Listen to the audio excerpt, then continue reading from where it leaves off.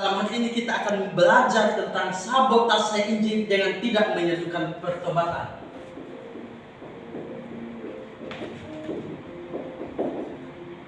Tidak menyerukan pertobatan.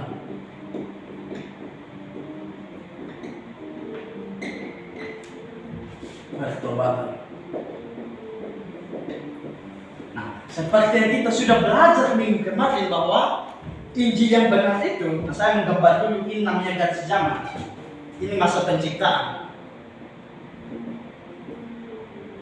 Ini akhir dunia. Nah, di masa penciptaan ini, Tuhan menciptakan sepasang manusia di sini. Adam dan Hawa.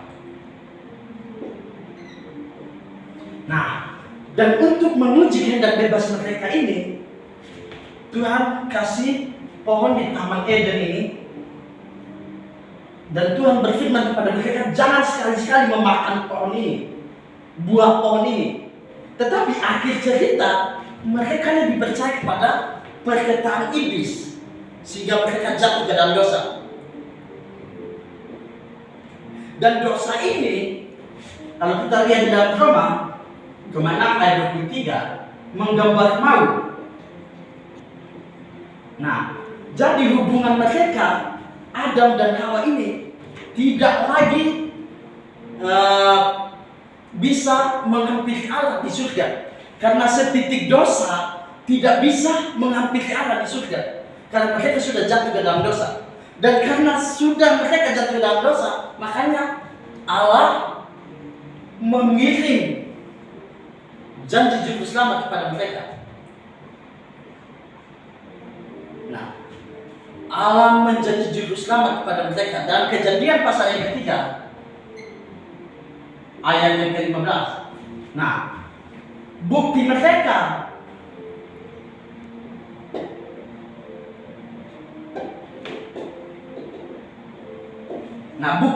percaya kepada juru selamat ini, mereka harus melakukan persembahan.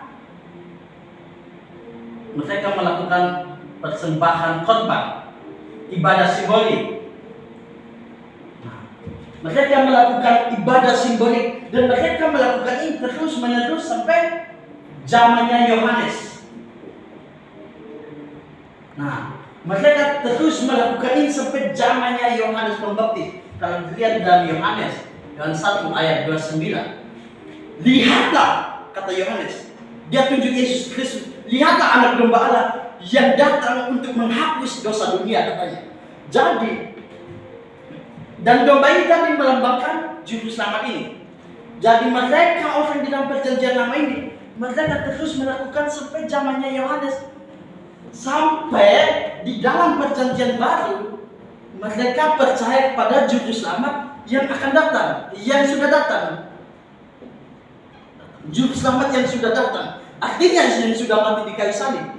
Dan bukti orang di dalam perjanjian baru ini, perjanjian lama ini percaya, mereka harus melakukan ibadah simbolik sambil mempersembahkan korban di atas mezbah.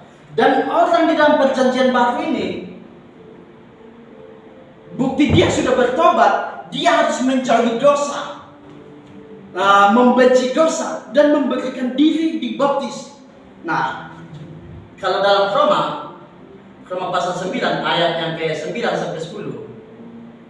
Di situ dia harus mengaku dengan mulutnya bahwa Tuhan sudah menghapus dosanya.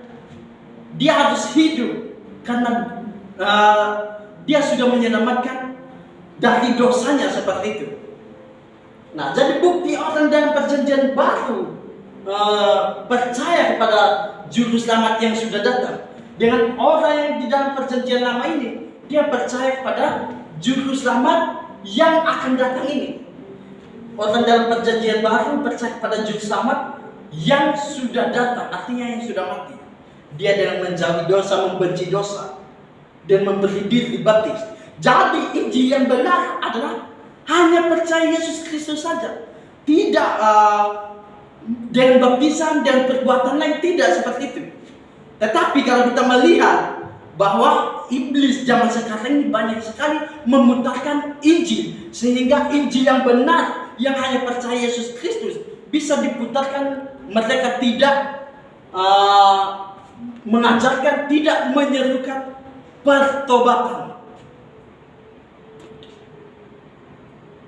Jadi mereka tidak menyerukan pertobatan.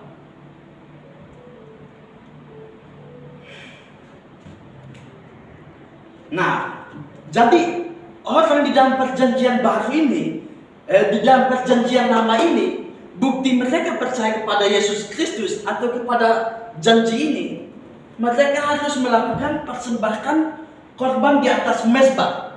Bukti mereka sudah percaya, oh saya beriman, saya harus melakukan persembahkan korban di atas mezbah.